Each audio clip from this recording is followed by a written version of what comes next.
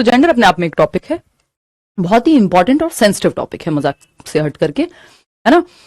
और सोशलाइजेशन हम कर चुके हैं लास्ट क्लास में। हाँ बिल्कुल, बिहार में मिलेंगे सूरज। तो जेंडर या लिंग की जब हम बात कर रहे हैं, 1 नंबर का टॉपिक है, लगभग सारी ही टीचिंग एग्जाम्स में आता है, इसीलिए कंबाइंड क्लास आपकी चल भी रही है ना। Equality and gender roles. देखिए equality and gender roles, gender पहले तो हमें ये समझना होगा, 2 शब्द हम बहुत जो है सुनते हैं, और वो क्या है, वो 2 शब्द हैं, एक जेंडर और दूसरा सेक्स। तो जेंडर और सेक्स, हिंदी में दोनों को लिंग ही कहते हैं, या पेपर में भी कई बार लिंग ही लिखा हुआ होगा दोनों तरफ, चाहे जेंडर लिखा हो चाहे सेक्स लिखा हो। हालांकि आजकल कई बार हिंदी में जेंडर भी लिख देते हैं, तो वो आपकी क्या कह लो, मैं वैसे बहुत ज्यादा किस्मत में नहीं मानती हूँ, बट किस्मत कह लीजिए या प्रोबेबिलिटी कह लीजिए, रैंडमनेस है अगर मैं कहूँ, ठीक है ना, कि सही टाइम पे सही चीजें हो गई तो लग कह दिया। तो जेंडर या फिर लिंग, अगर जेंडर आ जाए तो आपकी बल्ले बल्ले कि आपका समय व्यर्थ नहीं हुआ। नहीं तो इंग्लिश वाली साइड जरूर झांक करके देख लेना, क्योंकि ये आपके सारे पेपर्स में लिखा भी होता है कि अगर आप हिंदी की साइड कोई मिस्टेक है भी, मान लीजिए भाई एक साइड हिंदी में लिखा हुआ है पेपर में ट्रांसलेशन, एक तरफ इंग्लिश है, तो अगर हिंदी ट्रांसलेशन में कोई गड़बड़ हुई तो आपको इंग्लिश ट्रांसलेशन को ही फाइनल माना जाएगा, ठीक है ना अमित। तो इस चीज का हमको ध्यान रखना है, ठीक। तो अगर लिंग लिखा हुआ है दोनों ही तरफ, तो आप इंग्लिश की साइड झांक करके देख लेंगे कि जेंडर है या सेक्स है। देखिए जेंडर की जब हम बात कर रहे हैं तो ये सोशली कंस्ट्रक्टेड है, GS, है ना। तो ये सोशल कंस्ट्रक्ट है, क्या है, सामाजिक संरचना है। Gender is a social construct, सामाजिक संरचना है। जेंडर क्या है, सामाजिक संरचना है। लिंग एक सामाजिक संरचना है, सोशल कंस्ट्रक्ट। ये टॉपिक भी है, अगर सीटेट की तो मैं बात करूं तो वहां पे तो लिखा ही जाता है gender as a social construct, लिंग एक सामाजिक भूमिका या रचना के रूप में। फिर बात करते हैं सेक्स की। तो सेक्स क्या है, सेक्स एक बायोलॉजिकल कंस्ट्रक्ट है, यानी जैविक संरचना है, बायोलॉजिकल कंस्ट्रक्ट है। लिंग एक बायोलॉजिकल कंस्ट्रक्ट यानी जैविक संरचना है, जैविक संरचना है, जैविक संरचना है।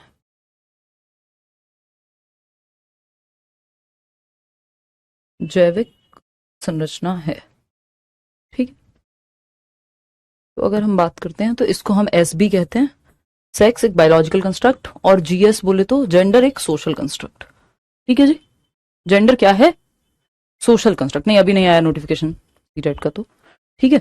तो जेंडर GS और SB, बस GS याद रख लोगे तो इसका उल्टा है। फिर भाई जेंडर सोशल है तो सेक्स क्या होगा, बायोलॉजिकल होगा। अब ये क्या कहानी है, कुल मिलाकर के बात यह है कि एक है आपका बायोलॉजिकल डिफरेंस, जैविक संरचना, कि मेरी जैसी बनावट है वो एक पुरुष की बनावट से अलग होगी, यानी जो आपका बायोलॉजी है, जो आपकी जैविक संरचना है, वो डिफरेंट है मेल और फीमेल की, ठीक, या थोड़ा बहुत अदर जेंडर की। तो ये क्या है, ये सेक्स एक बायोलॉजिकल कंस्ट्रक्ट हो गया कि जैसे हम जैविक रूप से बायोलॉजी से जैसे हम बने हैं, है ना, तो वो क्या है, डिफरेंट है। ये बात सबको समझ में आती है, लड़कियों की बनावट या संरचना जो है शरीर की वो डिफरेंट है देन मेल्स। इतनी बात क्लियर है। बहुत सारी दवाइयां ऐसी हो सकती हैं, बहुत सारी चीजें ऐसी हो सकती हैं जो लिखा होता है उनपे कि ये स्पेसिफिकली फीमेल्स के लिए है। जैसे मेंस्ट्रुएशन साइकिल है यानी पीरियड्स हैं तो महिलाओं में होते हैं, वो जैविक है। ये सेक्स की कहानी हो गई। लेकिन अगर हम बात करते हैं कि झाड़ू लगाना, तो झाड़ू लगाना कोई जैविक संरचना नहीं है, खाना मम्मी ही बनाएंगी, ये आपके समाज ने आपके दिमाग में उतार दिया है बिल्कुल। ये जेंडर है, ये सोशल कंस्ट्रक्ट है, ये सामाजिक संरचना है। उस जेंडर में भी क्या है, ये उस जेंडर में भी ये स्टीरियोटाइप है कि हमने इतना गूढ़ कर दी है किसी चीज को दिमाग में, किसी काम से हमने जेंडर को ही जोड़ दिया, जबकि उसका शारीरिक क्षमता से कोई रोल नहीं है। बात समझ रहे हो। तो सेक्स क्या है, बायोलॉजिकल कंस्ट्रक्ट है कि हमारी जैविक संरचना, हमारी बायोलॉजी, हमारा बॉडी स्ट्रक्चर इज डिफरेंट, लड़कियों का, लड़कों का, अदर जेंडर का, व्हाटएवर। ये सेक्स है, ये बायोलॉजी से जुड़ा हुआ है। लेकिन जेंडर क्या है, जेंडर समाज द्वारा निर्मित एक संरचना है। जेंडर एक सोशल कंस्ट्रक्ट है। सिमोन दे बुआ करके एक राइटर हैं, मतलब थी, अब तो नहीं है, जिन्होंने बहुत लिखा है इस पे, उनकी बहुत अच्छी किताब भी आती है, बट वो सब हमारे सिलेबस से तो बहुत दूर है। तो उन्होंने एक चीज कही है कि women is not born, she is made by the society. मतलब महिलाएं जन्म नहीं लेती, महिला बनाई जाती है समाज के द्वारा। जब आप बचपन से ही वो जैसी थोड़ी बड़ी होने लगती है आप खेलने के लिए रोकने लगते हैं, है ना, ये नहीं करोगी, वो नहीं करोगी, ये नहीं पहनोगी, वो नहीं करोगी, अरे लड़कियों को ज्यादा नहीं बोलना चाहिए, अच्छा बहस कर रही हो, अच्छा शर्म तो जो है औरत का गहना है ना, ये सब बातें कर करके हमने क्या है, जेंडर को कंस्ट्रक्ट करते हैं। हम जेंडर को सामाजिक संरचना हम इसीलिए कह रहे हैं क्योंकि समाज ने बनाया जेंडर, वो बायोलॉजिकल कंस्ट्रक्ट नहीं है। जैसे मोहम्मद अंसारुल अब कह रहे हैं कोई भी झाड़ू लगा सकता है, लड़की हो लड़का, मैं खुद लगाता हूं। आप में से कितने सारे लड़के होंगे जो चाय भी बनाते होंगे, जो खाना भी बना लेते होंगे, है ना। लेकिन कुल मिलाकर की बात ये खाने काम पे थोड़ी, इस पेन पे थोड़ी लिखा है कि इसको हिमांशु यूज करे या हिमांशु यूज करे। भाई पेन से तो लिखा जाएगा, चाहे आप ये गांधी जी को दे दीजिए, चाहे ये इंदिरा गांधी जी को दे दीजिए, चाहे ये किसी को भी दे दीजिए। तो वो काम इंपॉर्टेंट है, उस पर ठप्पा लगा दिया जब काम के साथ, तो वो फिर समाज बनाता है ना। तो कुल मिलाकर की बात यह है कि जेंडर एक सामाजिक संरचना है, सोशल कंस्ट्रक्ट है, वहीं सेक्स जो है एक बायोलॉजिकल कंस्ट्रक्ट है। क्या है? एक बायोलॉजिकल कंस्ट्रक्ट है। तो इसको आप बिल्कुल दिमाग में रख लेंगे, 1 नंबर का क्वेश्चन है, बहुत प्यार मोहब्बत से पूछ लिया जाता है। ठीक, इस बार एक क्वेश्चन आया था, इस बार या इससे लास्ट टाइम, कि लड़कियों को जो है वो ब्लू रंग, लड़कों को जो है लड़कियों को ब्लू, लड़कों से ब्लू को जोड़ा जाता है और लड़कियों से पिंक कलर को।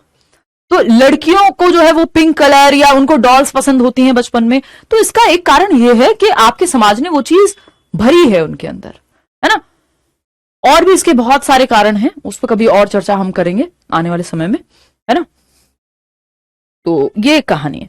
तो कुल मिलाकर की बात क्या है, क्या जेंडर जहां पे इक्वालिटी है, यानी समानता जिसको हम कहते हैं, इक्वालिटी मतलब समानता, समानता, जेंडर रोल्स यानी लैंगिक भूमिकाएं, लैंगिक भूमिकाएं, लैंगिक भूमिकाएं,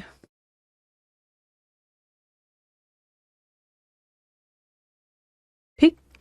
तो अगर हम बात करें इक्वालिटी की, समानता है सिंपल, आप खाना बना रहे हैं, आपकी वाइफ भी खाना बना सकती हैं, समानता है, ठीक। एक दिन आप बना लेते हैं, एक दिन आपकी वाइफ खाना बनाती हैं, आपने ये मान लिया है, ठीक है ना। अगर बॉयज बेरोजगार हों तो लड़कियां शादी नहीं करती हैं, इस पे आएंगे। ये भी आपके समाज की ही बनाया हुआ गढ़ा हुआ रूप है, जिसको फिर हमें जब उसकी बिटरनेस हमें आती है तो ये अलग से एक संडे वार्ता टाइप का डिस्कशन है जो मैं किया करती थी यूट्यूब पे, इस बार कोशिश करेंगे कि करें, ठीक है। तो ये सब बातों पे लंबी चर्चा है, इतने सॉर्टेड टॉपिक नहीं है कि ऐसे बता दिया जाए ऑनलाइन में, लेकिन हाँ इसमें नुकसान तो दोनों तरफ होगा ना। खैर आएंगे उस पर बाद में आएंगे, अभी पहले टॉपिक पढ़ लेते हैं, 1 नंबर का टॉपिक जरूरी है, ठीक है जी। अर्ली चाइल्डहुड 3 से 6 वर्ष, अंकिता। तो अगर हम बात करें, टॉय एज की बात कर रहे हो ना, इक्वालिटी एंड जेंडर रोल्स, जब इक्वालिटी एंड जेंडर रोल्स की जब हम बात कर रहे हैं, तो मम्मी खाना बना रहे हैं किचन में, दोनों मम्मी पापा मिलकर के, बच्चा भी साथ में है, इक्वालिटी है। लेकिन जब हम बात कर रहे हैं, 2 शब्द होते हैं, एक इक्विटी और एक इक्वालिटी, उस पर भी आएंगे अभी।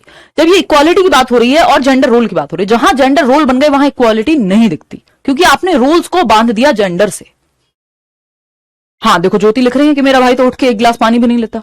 पता नहीं कितने सारे ऐसी चीजें हैं जो हमें लगता है नहीं नहीं अब तो बराबरी आ गई है, हमारे घर में तो कोई भेदभाव नहीं होता लड़की को लेकर। इतनी माइन्यूट चीजें हैं, आंखें ऐसे खुल जाएंगी अगर चर्चा सच में होने लगे तो। बट ये अभी मुद्दा नहीं है, अभी मुद्दा चैप्टर तक ही पढ़ते हैं जितना अभी जरूरी है, इस पर चर्चा कभी और करेंगे। मैं बहुत सेंसिटिव हूं इस टॉपिक को लेकर के, और इसलिए नहीं कि मेरे साथ कोई बहुत बुरा हो रहा है, मैं ऑलरेडी बहुत प्रिविलेज पोजीशन में हूं, ईश्वरी कृपा से करियर अच्छा बना, चीजें अच्छी हुई हैं। लेकिन आप बचपन से जब देख रहे होते हो तो आपके दिमाग में चीजें, आप अगर सच में अगर आप देखते हो तो आपको नजर आती हैं चीजें, ठीक। खैर, तो इक्वालिटी एंड जेंडर रोल्स, लैंगिक भूमिकाएं और बराबरी। तो लैंगिक भूमिकाओं में बराबरी ऐसा सच हमें देखने को मिलती है नहीं, बट होनी चाहिए।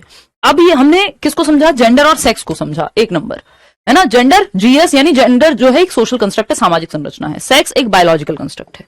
बात सही है नहीं है। अब हम बात कर लेते हैं किसकी, अब हम बात करते हैं आपकी इक्वालिटी और इक्विटी की। 2 शब्द हैं। अब यहां पे बहुत जरूरी है चीजों को समझना, है ना। कई बार एक नेगेटिव नैरेटिव चलने लगता है समाज में, अरे भाई लड़कियों की तो सीट रिजर्व होती है, अच्छा लड़कियों को तो हम ये देते हैं वो देते हैं, उसका रीजन है, उसको ऐसे नहीं देख सकते हैं। हाँ बिल्कुल रितिका कह रही है, रितिका कि हमारे घर में मम्मी ही कुछ नहीं करने देती भाइयों को, तो इसमें बराबरी की हकदार है ना, महिलाएं भी तो इस चीज को बढ़ावा ही देती हैं।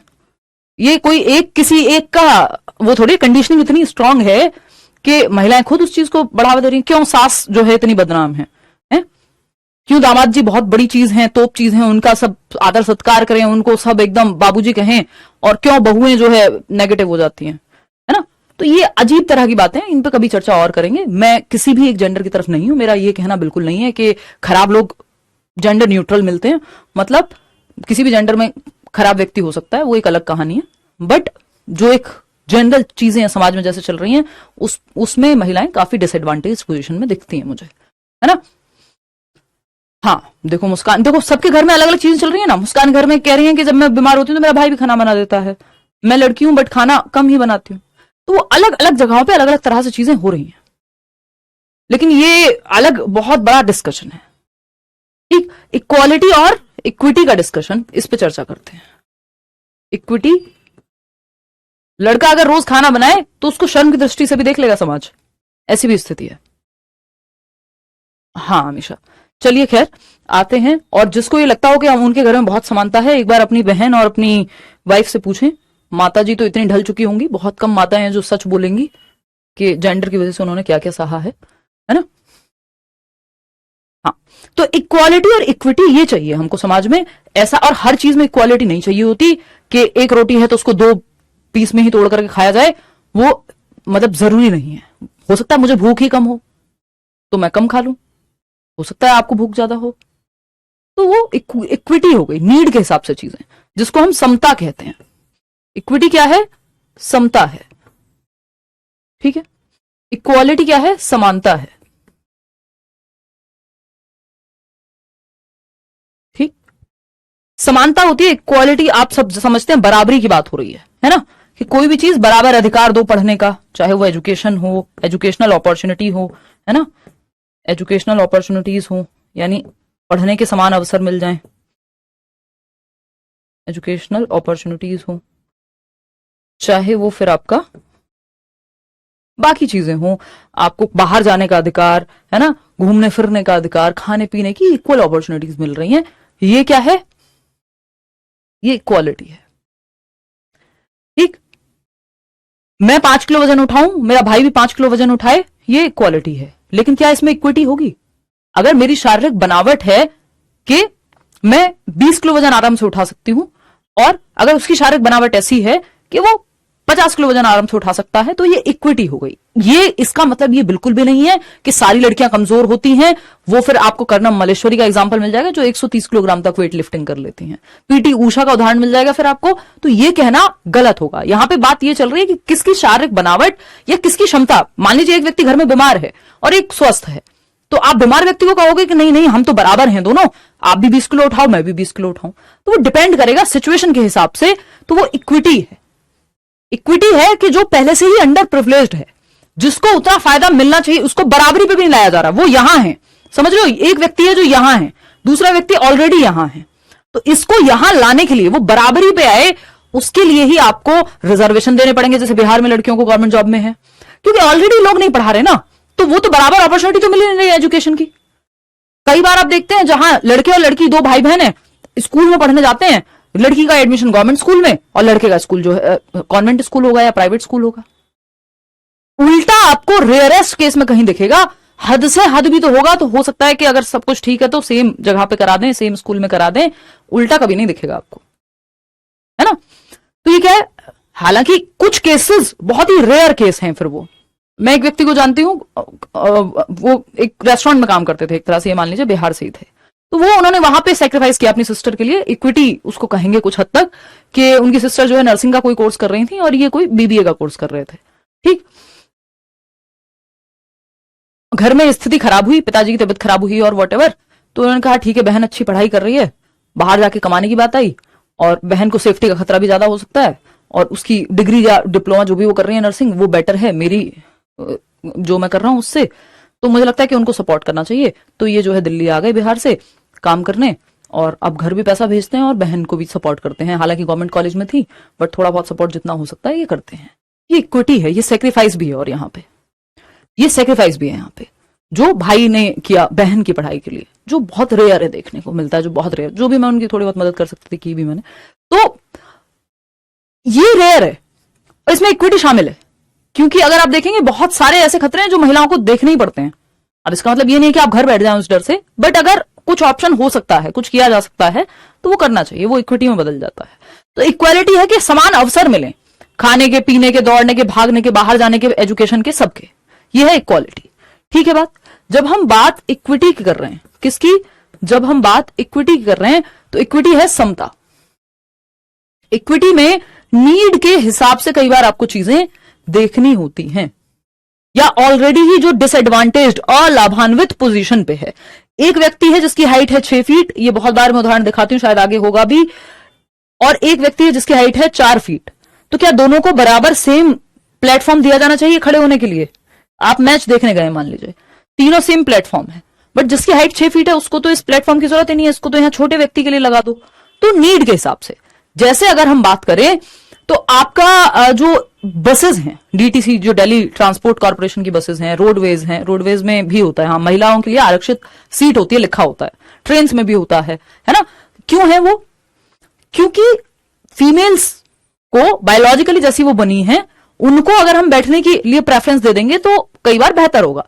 जैसे अगर हो सकता है फीमेल्स के केस में उनको मेंस्ट्रुएशन साइकिल से गुजर रही हो, यानी पीरियड से गुजर रही हो, बॉडी पेन, 70 तरह की परेशानियां हैं, कोई फीमेल है जो प्रेग्नेंट हो, पुरुषों के केस में तो ये सब नहीं है ना, तो उनके लिए अलग से आपने सीट्स रिजर्व कर दी कुछ। ये इक्विटी है, ये नीड के हिसाब से, सेंसिटिविटी की संवेदनशीलता है ये, कि मेट्रो में पहला डब्बा महिलाओं के लिए आरक्षित हो गया, वुमेन्स कोच बोलते हैं उसको। मुझे तो 6 साल हो गए अभी मेट्रो में गए हुए, बट मैंने बहुत ट्रेवल किया मेट्रो में, कॉलेज के टाइम पे और वैसे भी जितने, जब से दिल्ली में हूं। तो अगर हम बात करें तो वो पहला डिब्बा महिलाओं के लिए आरक्षित है, तो हम लोग कितनी भी भीड़ हो, मैं और मेरी कुछ फ्रेंड्स, हम लोग हमेशा वुमेन्स कोच में जाते थे। क्यों? क्योंकि हमें पता है अगर मेंस कोच में जाएंगे, या जो कॉमन डब्बा है, मेंस कोच भी कहना गलत है, कॉमन डब्बा है जहां महिलाएं और पुरुष दोनों हो सकते हैं, वहां ज्यादा संभावना है छेड़छाड़ हो या ज्यादा सतर्क रहना पड़े। विमेन्स कोच में महिलाएं ही हैं, उतना खतरा नहीं है। तो वो पहला जो डब्बा है वो किस लिए आरक्षित है? Equity based. वो आरक्षण वहां इक्विटी बेस्ड है। आरक्षण वैसे बनता ही इक्विटी बेस्ड है, बट उसका गलत फायदा उठाने वाले लोग मिल जाते हैं, दुनिया में हर तरह के लोग हैं, लेकिन उसका जो रीजन है जिसलिए वो बनाया गया है वो सही रीजन है, रीजन खराब नहीं है। बट कुछ लोग नहीं छोड़ना चाहते सही चीजें जब उनको उसकी जरूरत नहीं होती तब भी। तो अगर हम बात करें, कुछ टाइम पहले दिल्ली में महिलाओं के लिए जो है बस में ट्रेवल या मेट्रो में ट्रेवल फ्री हुआ था, ऐसा कुछ हुआ था ना, उसका रीजन भी इक्विटी है, नीड बेस्ड। क्योंकि कॉलेज में अगर जैसे आप Delhi subordinate services selection board का भी फॉर्म भरेंगे, यानी अगर आप दिल्ली के सरकारी स्कूल में टीचर बनना चाहते हैं तो आपकी फीस 0 होगी, अगर आप पुरुष हैं तो हो सकता है आपकी फीस 100 रुपए हो। क्यों? क्योंकि ऑलरेडी महिलाओं को अवसर कम मिलते हैं घर से निकलने के, कोई बहुत ज्यादा लोग चाह नहीं रहे कि वो बहुत पढ़ें। तो आपको लगता है क्योंकि मैं और आप शायद ऐसे घरों से आ रहे हैं जहां थोड़ा मौका मिला है, इसीलिए आप कोर्स खरीद पा रहे हैं, या वॉटेवर आप अपनी स्ट्रगल से कर पा रहे होंगे। कई लोगों ने, कई लड़कियों ने ऑलरेडी जिद करके जो है कोर्स लिया होगा, अपनी सेविंग से, अपने रक्षाबंधन के पैसों से, वॉटेवर, पता नहीं क्या क्या, है ना। तो ये क्या है, शादी के बाद ज्यादातर नौकरी कौन छोड़ रहा है? लड़कियां। तो ये सब दिक्कतें हैं समाज में, अंतहीन दिक्कतें हैं अभी भी जेंडर के बेस पे अगर हम देखें तो वो नीड के हिसाब से जाने के लिए इक्विटी को लेकर के आते हैं हम, चाहे वो रिजर्वेशन हो, है ना, चाहे वो बाकी चीजें हो। अभी कोई कह रहा था कि लड़का काम नहीं करता हो तो शादी नहीं करते, तो उसमें फिर बहुत सारी चीजें है ना, घर बदलना, घर छोड़ना पड़ रहा है तो लड़की को, है ना। अगर आप बात करें तो वो वल्नरेबल होगी प्रेगनेंसी पीरियड में, तो सिक्योरिटी अगर सीख करनी पड़ेगी, तो और भी ऐसे बहुत सारे चीजें हैं।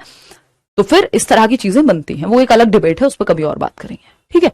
तो इक्वालिटी और इक्विटी की जब हम बात कर रहे हैं तो इक्विटी है समता, जो कि ज्यादा बेहतर है समानता से कई बार, क्योंकि हमेशा आपको बराबर में डिवाइड नहीं करना होता, आपको नीड देखनी होती है कि कहां पे ज्यादा जरूरत है किसी चीज की, तो वो आप करते हैं। जैसे मान लीजिए आप और आपकी बहन बीमार हैं और आप 2 अलग अलग जगह पे पढ़ाई करते हैं या नौकरी करते हैं, और आपकी माताजी एक ही हैं, तो माताजी को ध्यान रखने के लिए जाना है या पिताजी, दोनों में कोई भी एक अवेलेबल है, दोनों नहीं जा सकते, तो किसके पास जाए? आपकी अगर तबियत खराब है तो आपके पास, या आपकी बहन की आपसे ज्यादा तबियत खराब है तो वहां जाए, तो वो वहां जाए, यहां के लिए कुछ और प्रबंध देखे। तो ये इक्विटी बेस्ड है, नीड बेस्ड है, ये नहीं कि वो तो मेरी फेवरेट है इसलिए चली गई। समझ पा रहे हो बात को? तो ऐसे अंतहीन उदाहरण हैं, अगर आप जाएंगे जेंडर की डिबेट में तो ये बहुत बड़ा है, लेकिन आपको एज अ टीचर इतना समझ लेना चाहिए कि इक्विटी का ध्यान रखना है। हाँ बिल्कुल रवि, इक्विटी का ध्यान रखना है। ये सारे कमेंट्स आपके रुक गए थे, अब जाकर के दिख पा रहे हैं मुझे। हाँ,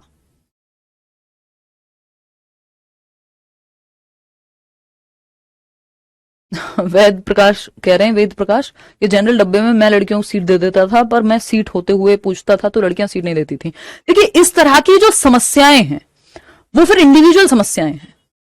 मैं तो कितनी बार ऐसा हुआ है कि मैं तो लेती ही नहीं थी। अब तो खैर जाती ही नहीं हूँ कहीं ऐसी जगह जहां ये जरूरत पड़े, मतलब मौका नहीं मिलता, ऐसा नहीं है कि कोई कसम खाई हुई है। तो हम लोग तो इवन पूरा पूरा ग्रुप हमने बैठने का सोचा ही नहीं कभी। अरे यार फिट है, क्या दिक्कत है? जब कोई दिक्कत नहीं है तो क्या किसी पुरुष को उठा करके और कहे नहीं है तो हमारी सीट है, तो वो भी एक तरह की बेवकूफी है ना। अगर मुझे कोई समस्या नहीं है तो मैं क्यों, अधिकारों का इस्तेमाल तब होता है ना जब आपको सच में उस चीज की नीड हो। तो वो फिर एक अलग तरह की सोच है, वो सोच की प्रॉब्लम है, वो इंसान की सोच धीरे धीरे बदलती है। इक्विटी तो सभी को दी जानी चाहिए सूरज, लड़के और लड़की नहीं, इक्विटी का ध्यान तो हमको सब जगह ही रखना चाहिए, है ना। अब ये कहें कि नहीं एक दिन खाना मेरा पति बनाएगा और एक दिन मैं बनाऊंगी, और अगर गलती से पति की किस दिन तबियत खराब है तो मैं कहूं नहीं नहीं कल तो मेरी टर्न थी, आज तो तुम्ही को बनाना पड़ेगा, बात खत्म हो गई, ये तो बराबरी चलेगी। वो समय के अनुसार भी चीजें कई बार देखनी होती हैं, ठीक है ना।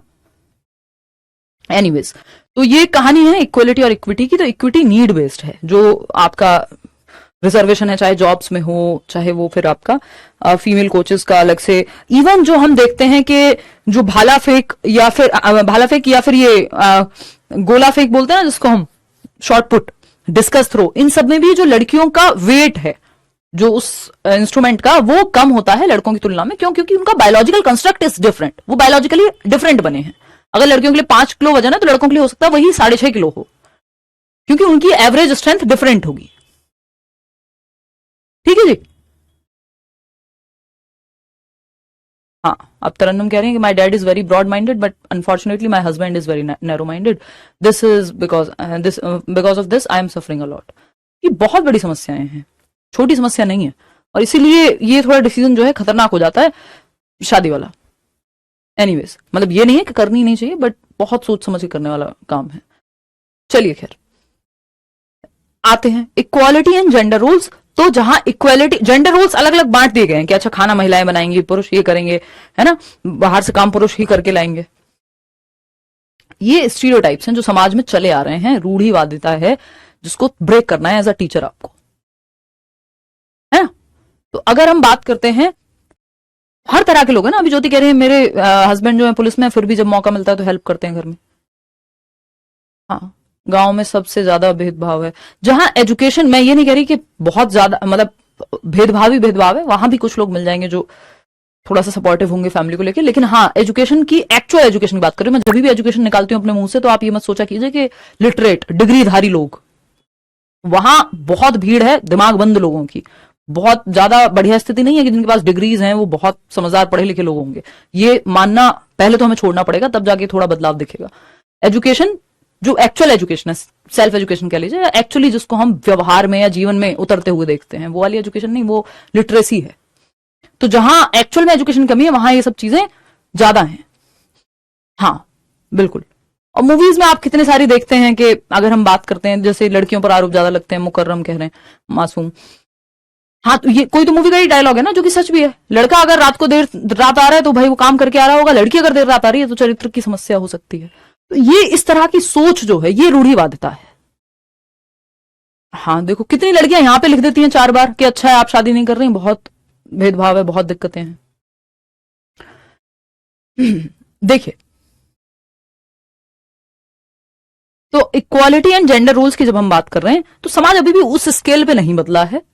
ठीक है, धीरे धीरे बदलाव आ रहा है और अच्छे लोग भी हैं, बट, और ऐसा नहीं है कि लड़कियां कई बार मिस यूज नहीं करती अपनी पावर्स का, वो भी आप देखते हैं। तो वो, लेकिन जनरल तौर पे अभी भी बहुत बदलाव की जरूरत है। समानता और लैंगिक भूमिकाएं, देखो समानता और लैंगिक भूमिकाएं साथ चलते ही नहीं है। जब आपने जेंडर रोल्स में बांट दिया चीजों को तो इक्वालिटी तो वहां बहुत ही कम, रेयर केस के दिखेगी। ठीक है, तो अगर हम देखें महिला और पुरुष इक्वालिटी, इक्विटी होनी चाहिए कायदे में। और दूसरा, अगर इक्वालिटी या इक्विटी है, समता है, तो हम कहेंगे ये एकदम सही है। हाँ, गांव और शहर का नहीं है उतना मुद्दा जितना थिंकिंग का है। और कई बार गांव अगर कोई कह रहा है तो क्योंकि वो समाज थोड़ा और कई बार रिजिड होता है, वहां बदलाव और धीरे होते हैं बिकॉज ऑफ एजुकेशन ओनली, है ना। सारे लोग कहीं भी बहुत अच्छे नहीं मिलते कि सारे लोग शहर में बहुत खुले दिमाग के हैं, ये भी नहीं है, और सारे लोग गांव में बंद दिमाग के हैं, ये भी गलत है। हाँ, बहुत बड़े दरसू। सही कह रहे हो राज। हाँ आयुषी। हाँ साफिया कहने लड़का भाग भी जाए तो ऐसे बताते हैं लोग जो धनिया पुदीना लेने गया हो, और लड़की अगर देर से आ जाए तो इतना बड़ा इशू। ये बहुत सारी समस्याएं हैं हमारे समाज की, जो बहुत सारे लोगों को संघर्ष करना पड़ेगा, बहुत सारी महिलाओं को और बहुत सारे पुरुषों को भी साथ में, तब जाकर के समाज बहुत धीमे बदलता है, बहुत स्लो प्रोसेस है। हेलो मैम, आपको देखकर बहुत कॉन्फिडेंस आता है, धन्यवाद जी। और इसमें बहुत सारी महिलाओं का भी बराबरी का रोल है कि ऐसी भी तो फीमेल्स है ना जी, मैं तो कमाने भी जाती हूँ, मैं तो घर पे खाना भी बनाती हूँ, मैं तो बच्चों का ध्यान भी रख लेती हूँ, देखो मैं कितनी अच्छी हूँ। भाई आपके गुड गर्ल बनने के चक्कर में आप एक व्यक्ति, जो आप भी कमा रहे हो आपका पति भी कमा रहा है, तो मिलके करो ना फिर चीजें, है ना। ये थोड़ी है कि आप बहुत अच्छा कर रहे हो फिर आप भी खाना बनाते हो, आप ही खाना बनाते हो, आप भी बनाते हो, इज डिफरेंट थिंग, है ना। तो वो कई महिलाओं के गुड गर्ल बनने के चक्कर में बहुत बड़ा तबका समाज में पीछे रह जाता है, क्योंकि कुछ लोग बदलाव नहीं चाहते, उनकी कंडीशनिंग के हिसाब से चल रहे हैं, वो जैसे चला आ रहा है ढर रहा वैसे ही जमी जमाई व्यवस्था को बदलना ही नहीं चाहते, है ना। उनको गुड गर्ल कहलवाना है खुद को, इसलिए वो खुद तो चीजें कर ही रही हैं, खुद के साथ भी गलत कर रही हैं और दूसरों के साथ भी, क्योंकि जब आप नहीं बदलने को तैयार होते तो आप समाज को भी पीछे खींचते हैं। हाँ एजुकेशन, जो एक्चुअल एजुकेशन है, नॉट लिटरेसी। हाँ ये देखो, कोई तो लिख रहा है कि मेरे हस्बैंड बोलते हैं मेरे सामने क्लास मत लिया करो। अंतहीन उदाहरण है। अब खुद अब अपना हिसाब से आसान तरीके से जिंदगी जी रही हैं, इसलिए शादी नहीं कर रही हैं, अगर करेंगी तो फिर कह दो सकते हैं और हस्बैंड के हिसाब से जीना होगा। यही तो समस्या है, क्यों है ये, किसने कह दिया कि ऐसा ही होगा या सारे लोग सारे लड़के खराब हैं, ऐसा नहीं है। लेकिन हाँ, अगर सही इंसान ना मिले आपको तो दिक्कत ही दिक्कत है, ठीक है ना। मेरी वो वाली समस्या वैसे भी खत्म हो चुकी हैं, मतलब बहुत सारी मेजर प्रॉब्लम्स आपकी पैसे से सॉल्व हो जाती हैं, जो हो भी गई हैं। लेकिन सोच के लेवल पे, और मैं फिर ये सब कैसे बोलूंगी अगर मैं खुद ही गलत डिसीजन ले लूंगी, तो जो मैं आपको आज बोल पा रही हूँ, है ना। बदलाव की बातें आप तभी तो कर सकते हैं जब आप खुद डट करके खड़े हो पाए, ठीक है ना।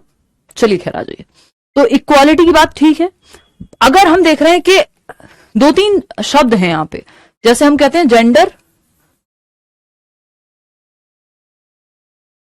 स्टीरियोटाइप, यानी जो खराब चीजें समाज में चली आ रही हैं उन्हीं को अगर आप प्रमोट कर रहे हैं, तो वो है रूढ़िबद्धता। लिंग रूढ़िबद्धता कहते हैं इसको, लिंग रूढ़िबद्धता,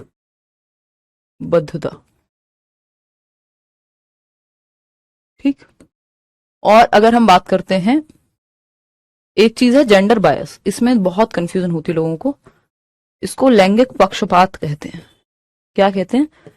लैंगिक पक्षपात कहते हैं, पक्षपात, ठीक। लैंगिक पक्षपात, हाँ याचना बिल्कुल सही बात है। देखिए, तो जेंडर स्टीरियोटाइप है, जो खराब चीजें समाज में चली आ रही हैं आप उनको प्रमोट करे जा रहे हैं कि लड़कियां कमजोर होती हैं, है ना।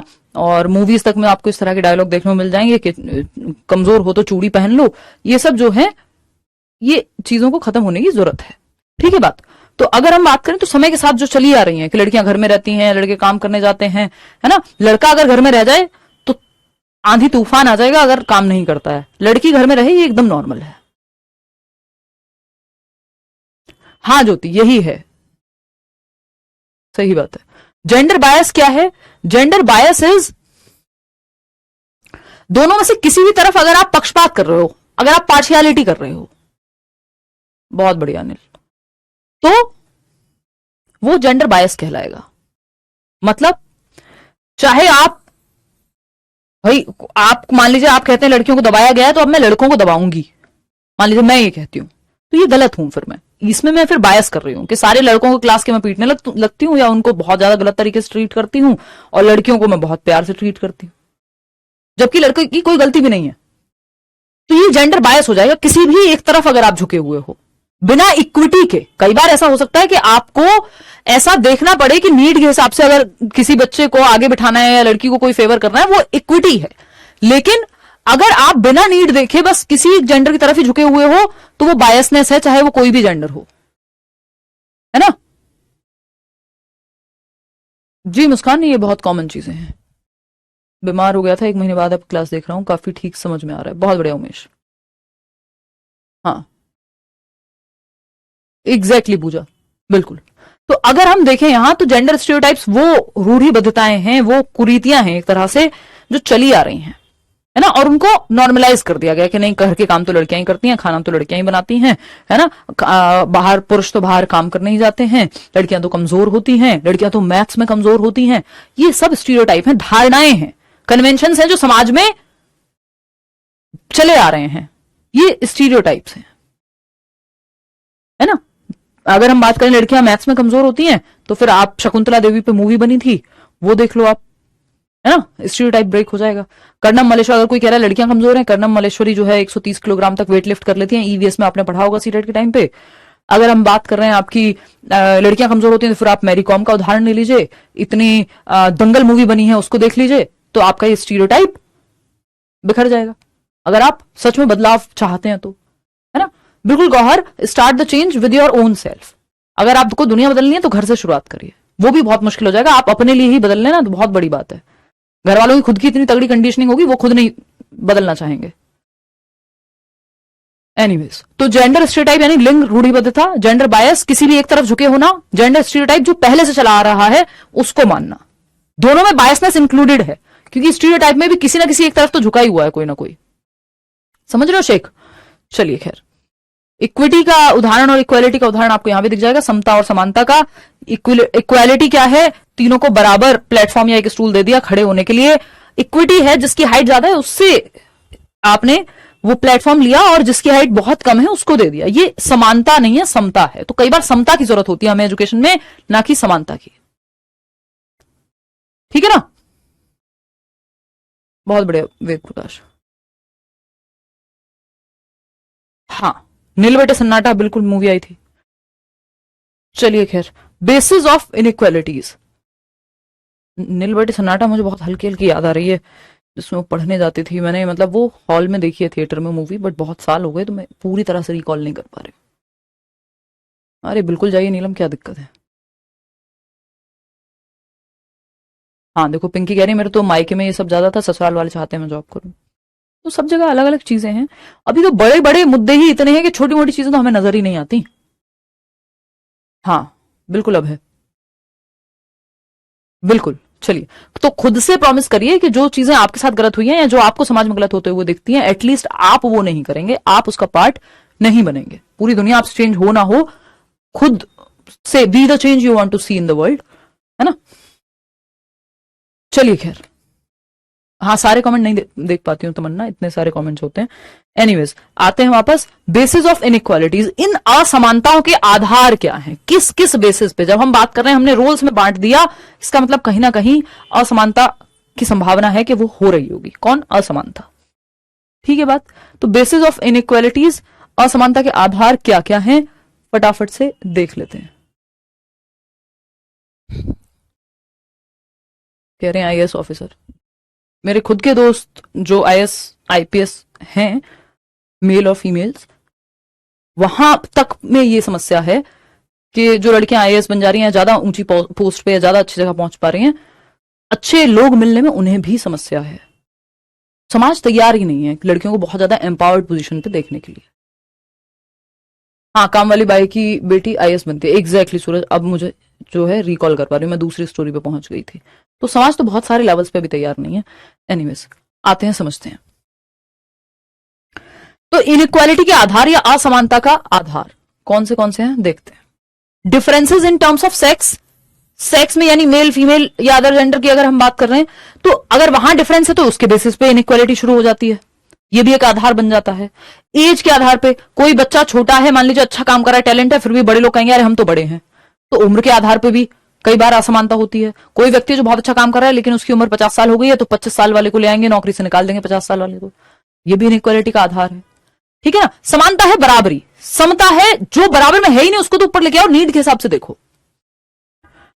अभी फिर से बताऊंगी stereotype. Differences in terms of caste, जाति के आधार पर लोगों के साथ असमानता होती है, उम्र के आधार पे, लिंग के आधार पे, सामाजिक आर्थिक स्थिति के आधार पे। अगर आप, ये समाज का बहुत बड़ा रूप है, मैंने देखा है नॉर्मल मिडिल क्लास से निकल करके और जैसे ही आप पैसा अच्छा कमाते हैं कि समाज के बदलाव, व्यवहार में बदलाव, है ना, लोग जैसे आपको ट्रीट करते हैं, आपकी तरफ इज्जत की नजरें आने लगती हैं, थोड़ी बहुत जेलेसी की भी, वो हालांकि सामने कोई नहीं दिखाएगा। तो इनइक्वालिटी सोशियो इकोनॉमिक स्टेटस के आधार पर भी है। एक गार्ड को कोई भी डांट के चला जाएगा, वहीं एक नेता जो है गलत करके कुछ जा रहा है, बड़ी मुश्किल से हिम्मत होगी किसी की। तो ये क्या है, तो सामाजिक आर्थिक या कोई बड़ी गाड़ी से उतर रहा है तो उसके लिए परसेप्शन अलग बन जाएगा, और कोई जो है रिक्शा से उतर रहा है तो उसके लिए परसेप्शन अलग बन जाएगा। तो भेदभाव का आधार यहां पे भी है, जबकि हमें सबको इंसानी समझना चाहिए, ठीक है ना। तो सामाजिक आर्थिक स्थिति के आधार पे अंतर, जाति के आधार पे अंतर, उम्र के आधार पे अंतर, सेक्स यानी लिंग के आधार पे अंतर, पता नहीं कितने आधार हैं, जहां इवन नेशनैलिटी के आधार पे अंतर, जो श्वेत और ये सारी व्हाइट और ब्लैक की डिबेट चलती है। जेंडर रोल्स बिकमिंग मैन और विमेन, जेंडर रोल्स जिनके माध्यम से महिला और पुरुष का टैग जो है समाज देता है आपको, उस पे आते हैं। यस, मिलती है बिल्कुल, हिंदी पेडागोजी और इंग्लिश पेडागोजी ट्रांसलेटेड ही आती है आजकल पेपर में। जेंडर रोल्स बिकमिंग मैन और women, a persons body language, a person's body language, the way a person walks, talks or works or even thinks is predetermined by socially made gendered rules। समाज ने कुछ लैंगिक भूमिकाएं बना दी हैं, और अगर हम बात करें इन लैंगिक भूमिकाओं की, अगर हम इन लैंगिक भूमिकाओं की बात करें तो एक व्यक्ति की जो बॉडी लैंग्वेज है, यानी वो जैसे चलता है, खड़े होता है, बात करता है, काम करता है, सोचता भी है इवन, ये सब समाज द्वारा निर्मित या पहले से निर्मित, समाज द्वारा पूर्व निर्मित भूमिकाओं के द्वारा गढ़ दिए जाते हैं। हां, ठीक है। तो अगर हम देखते हैं अभय, उनके साथ ऑलरेडी बहुत सारी समस्याएं हैं। कह रहे हैं लड़के का पैसा देखा जाता है, लड़की का नहीं देखा जाता। ऐसा नहीं, लड़की का ऐसा नहीं है। उनको पैसा कमाने लायक समझा कहां जा रहा है आधे से ज्यादा केसेस में, तो वहां तो इक्वालिटी छोड़ दीजिए, इक्विटी की इतनी कमी है ना। देखिए, तो अगर हम बात करें जेंडर रोल्स बिकमिंग मैन और विमेन, तो महिला और पुरुष का जो रोल है, ये जो जेंडर रोल समाज हमें दे रहा है, इसमें यह तक तय कर दिया है कि आप कैसे चलते हो। अगर आप टी शर्ट पहनते हो, अगर आप बाइक चलाते हो, तो भाई आप तो लड़कों की तरह रहते हो, है ना। किसी लड़की को बाइक चलाना पसंद हो सकता है, मतलब चलना कैसे, बोलना कैसे है ना, काम कैसे करना है, ये सब भी जेंडर रोल से डिसाइडेड है ना। जेंडर रोल से डिसाइडेड है ये सब भी। पैसा भाई जिसके पास हो उसका सबका देखा जाता है। इधर उधर की बातें छोड़ दो, इधर आ जाओ। जेंडर रोल्स मतलब जैसे एक व्यक्ति चल रहा है, जैसे व्यक्ति बात कर रहा है, ये सब चीजों को एक तरह से क्या कर दिया है, स्टीरियोटाइप, मतलब रोल में बांध दिया गया है, ठीक है ना। अगर हम बात करते हैं जेंडर स्टीरियोटाइप की, तो इसकी डेफिनेशन फिर भी देख लेते हैं। वैसे तो मैं आपको समझा चुकी हूं।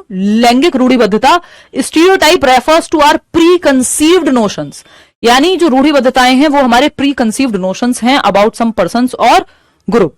एक पर्टिकुलर ग्रुप के बारे में या फिर एक व्यक्ति के बारे में जो पूर्व निर्मित धारणाएं हैं, उनको दर्शाती है स्टीरियोटाइप के माध्यम से समाज। तो रूढ़िबद्धता कुछ व्यक्तियों या समूहों के बारे में हमारी पूर्व धारणाओं को संदर्भित करता है, यानी जो पूर्व निर्मित धारणाएं हैं कि अच्छा इस स्टेट से आने वाले लोग हैं, अरे बिहारी तो ऐसे होते होंगे, अरे फलाना तो ऐसा होता होगा, अच्छा लड़की है तो हाँ इसका तो मैथ्स कमजोर होगा, स्कूटी के ब्रेक तो पैरों से ही लगाएगी। फिर एक से एक राइडर्स आपको मिल जाएंगे, है ना।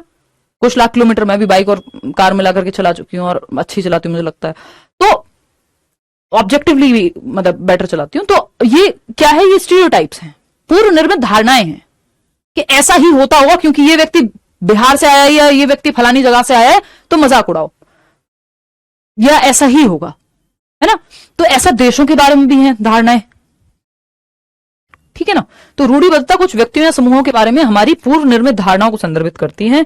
रूढ़िबद्धताएं वो हैं जो प्री कंसीव्ड नोशन है, पहले से ही दिमाग में एक इमेज बना के जी रहे हैं, एक्चुअल में देख ही नहीं रहे, एक्सपीरियंस के बेसिस पे बस जो धारणा के रूप में चले आ रहा है जनरेशन बाय जनरेशन, के लड़कियां घर में रहती हैं, लड़के बाहर काम पे जाते हैं, ये सब क्या है, स्टीरियोटाइप्स हैं। अच्छा डेट पे जाते हैं तो लड़का ही बिल देता है, ये भी एक तरह का स्टीरियोटाइप ही है, ठीक है ना। स्टीरियोटाइप्स कहां कहां मिलते हैं, स्टीरियोटाइप्स कहां कहां मिलते हैं, जेंडर स्टीरियोटाइप्स इन, तो लैंगिक रूढ़िबद्धता कहां कहां मिलती है, लैंगिक रूढ़िबद्धता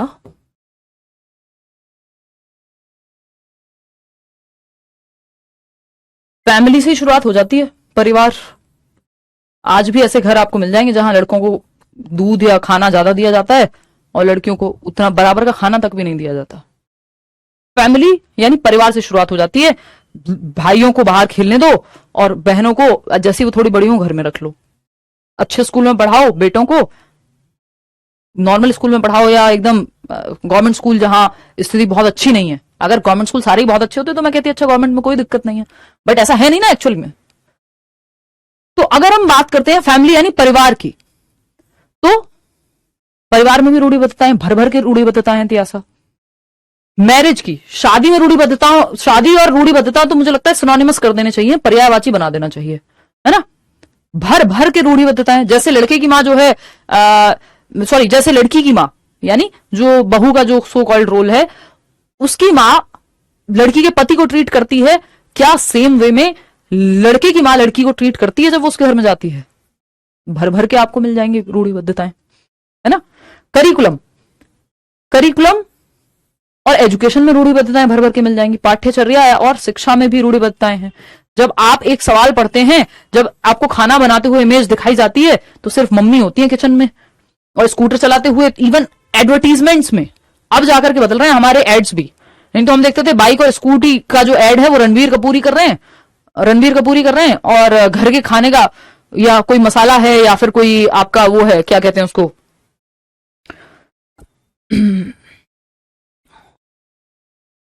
सर्फ और साबुन का ऐड है, उसमें महिलाएं ही आ रही हैं। अब तो चलो फिर भी शाहरुख वो सलमान खान आने लगे हैं।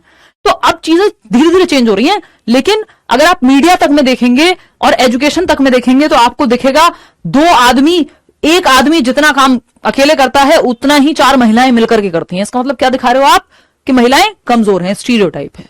जरूरी नहीं है ये, ठीक है ना। और अगर हम बात कर रहे हैं तो ऐसी बहुत सारे सैकड़ों एग्जाम्पल हैं जहां एजुकेशन में अगर खाना बनाते हुए दिखा रहे हैं तो महिलाओं को, और बाहर का कोई एडवेंचरस काम करते हुए दिखा रहे हैं तो पुरुष को। तो ये करिकुलम में भी फिर क्या मिलेगा, स्टीरियोटाइप मिलेगा।